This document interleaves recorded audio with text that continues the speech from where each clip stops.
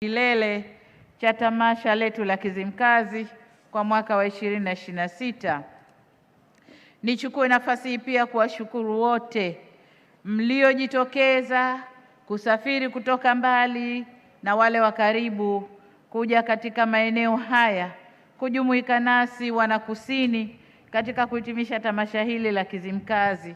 Lakini pia nichukue nafasi hii kuishukuru kamati ya maandalizi ya tamasha hili kwa kazi nzuri sana mlioifanya. Hakika tamasha hili limefana sana. Hongereni kwa kazi nzuri. Nawashukuru pia wananchi wa mkoa na wilaya ya Kusini Unguja kwa mapokezi mazuri na ukarimu mliouonesha kwa wageni wetu walioshiriki tamasha hili. Pamoja nasi hapa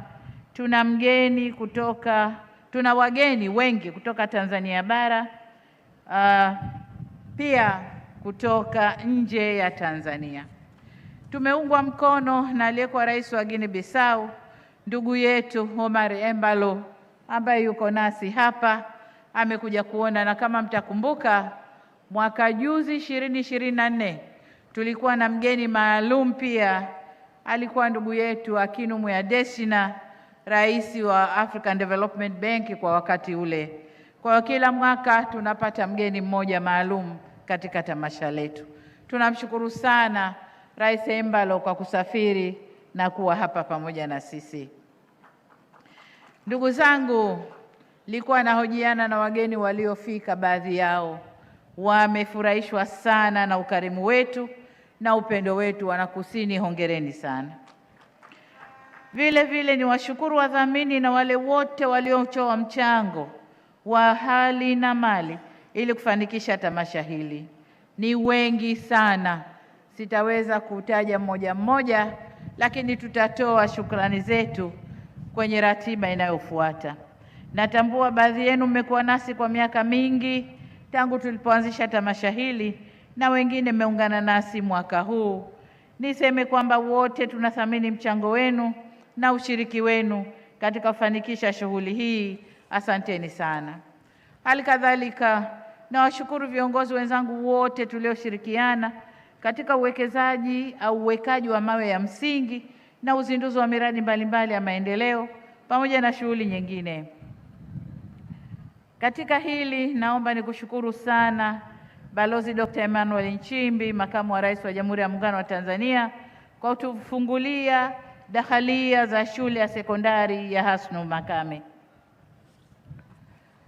Pamoja na hayo, kuna shughuli nyingi zimefanyika ndani ya mkoa huu kwenye sekta zote: afya, elimu, maji, barabara, makazi. Sekta zote kuna shughuli nyingi zimefanyika na wengi wameshiriki nasi katika kufungua. Namshukuru sana Dr. Hussein Ali Mwinyi, Rais wa Zanzibar na mwenyekiti wa Baraza la Mapinduzi, kwa kushiriki katika matembezi na kutuzindulia tamasha hili na maonyesho ya biashara, na vile vile amefanya uzinduzi kwenye mradi mkubwa wa mwekezaji pale makazi ya Amani, eneo la Kibuteni.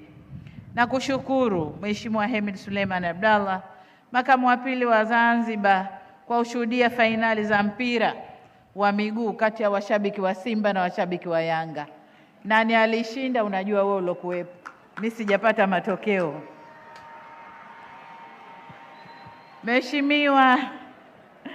Namshukuru pia Mheshimiwa Doto Mashaka Biteko, mbunge aliyekuwa naibu waziri mkuu mstaafu, kwa kushuhudia fainali za resi za ngalawa.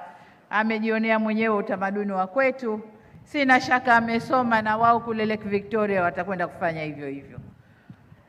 Vile vile nakushukuru Balozi Dr. Asha Rose Migiro, Katibu Mkuu wa Chama cha Mapinduzi, kwa kutuzindulia tawi la Chama cha Mapinduzi Kibuteni. Na kwa dhati kabisa nawashukuru mawaziri wote wa serikali ya Jamhuri ya Muungano wa Tanzania na serikali ya Mapinduzi Zanzibar walioshiriki katika kuweka mawe ya msingi na kuzindua miradi mbalimbali ya maendeleo. Kwa namna pekee ni washukuru wasimamizi wa tamasha hili ambao moja ni Samia Foundation, lakini mbili Mwanamke Initiative Foundation na 3 kamati kubwa na ndogo ndogo za tamasha. Nawashukuru sana kwa kufanikisha tamasha hili. Mambo yalinoga sana sana sana. Waheshimiwa viongozi, wageni waalikwa na wananchi wenzangu, tamasha la Kizimkazi ni sehemu muhimu ya safari ya maendeleo na ustawi wa wananchi wa wilaya ya Kusini, maeneo ya jirani na Zanzibar kwa ujumla. Kila mwaka linapofanyika linaacha alama na tunazindua na kuweka mawe ya msingi ya miradi mbalimbali ya maendeleo. Kwa mwaka jana 2025, kutokana na shughuli za uchaguzi hatukuweza kufanya tamasha hili, lakini mwaka huu tunashukuru Mungu imewezekana na limefana sana. Miradi tayari ilishatajwa, kwa hiyo sitakwenda kutaja miradi, lakini niseme miradi yote iliyozinduliwa au iliyojengwa kwa kupitia tamasha hili, haya ndio malengo hasa ya kuanzishwa kwa tamasha hili. Na kwa mwaka huu nimefurahishwa na kauli mbiu ya tamasha inayosema Kizimkazi kumenogwa, shangwe na fursa. Nataka nirudie, Kizimkazi kumenoga, shangwe na fursa. Mtakubaliana nami nyote mlioshiriki tamasha hili, mmeona ukweli huu kwamba Kizimkazi na wilaya ya Kusini kwa ujumla ilinoga. Wilaya ya Kusini ilichangamka, wilaya ya Kusini ilifurahi, ilikuwa na biashara na imepata fursa tulizokusudia katika kuboresha maisha na ustawi wa wananchi wetu.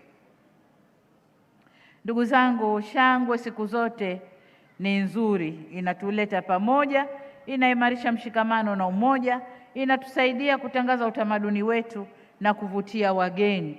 Lakini kazi yetu kama viongozi ni kuhakikisha fursa zinazozalishwa ama kuibuliwa ndani ya shangwe hizi zinawagusa wananchi wetu. Tunaziunga mkono na kuzishusha kwa wananchi wetu kama Rais wa Zanzibar alivyoahidi. Kwa hiyo shangwe iwe lango la fursa na fursa hizo ziwe chanzo cha ustawi wa wananchi wetu na taifa kwa ujumla, ili baada ya shangwe hilo kumalizika, wananchi wabaki na huduma, miundombinu, biashara na fursa zinazoendelea kufanya kazi. Na hapa nina uhakika kauli mbiu ya mwaka huu tumeitendea haki. Asanteni sana mlioshiriki kuileta shangwe hiyo Kizimkazi na maeneo ya jirani na hatimaye fursa kujitokeza. Ndugu zangu, wilaya Kusini ya leo imebadilika, sio kama ya miaka 10-15 iliyopita. Tofauti na ilivyokuwa mwaka 2016 wakati tunaanza tamasha hili. Kizimkazi hii imekuwa na fursa nyingi za biashara na uwekezaji. Miundombinu na miradi tunayojenga imeendelea kuvutia wananchi na wawekezaji kuja kufanya shughuli zao katika eneo hili. Hivyo niwaombe wale wote walioziona fursa ndani ya wilaya hii waje kwa uwekezaji, tunawakaribisha. Rais wa Zanzibar ameweka mazingira mazuri sana ya uwekezaji. Karibuni sana kuja kuwekeza. Tunaendelea kujenga uwanja katika mambo ya fursa au katika kufungua fursa. Tunaendelea kujenga uwanja wa michezo ambao ukikamilika utaweza kutumika katika michuano ya Kombe la Mataifa ya Afrika, yani AFCON, yatakayofanyika mwezi Juni mwakani 2027. Uwanja huo ni fursa kwenu wawekezaji kuja kuwekeza kwa ajili ya huduma zitakazotolewa kwa wachezaji na watu wote watakaoshiriki katika michuano hiyo.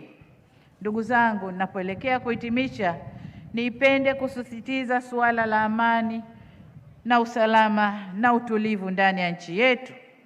Kila ninapopata fursa ya kuzungumza na wananchi, imekuwa ni utaratibu wangu wa kusisitiza na kuwakumbusha umuhimu wa kuendelea kuzilinda na kuzitunza tunu hizi kwa nguvu zote.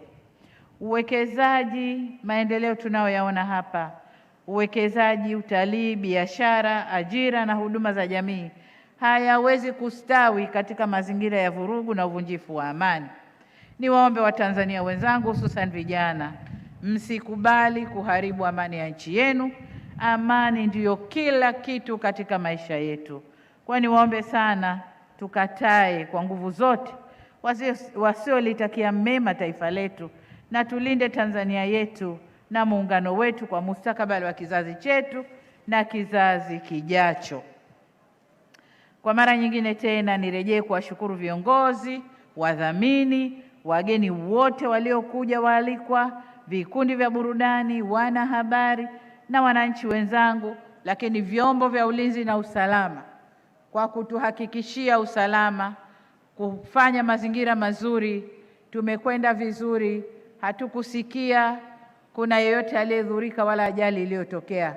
Tunawashukuru sana sana sana vyombo vya ulinzi na usalama na wananchi wenzangu kwa kutenga muda wenu wa kuja kujumuika katika tamasha hili la Kizimkazi. Asanteni sana sana kwa kuja. Baada ya kusema hayo, sasa ninayo heshima kutamka rasmi kuwa tamasha la Kizimkazi la mwaka 2026 sasa limehitimishwa. Namuomba Mwenyezi Mungu aibariki nchi yetu, abariki muungano wetu.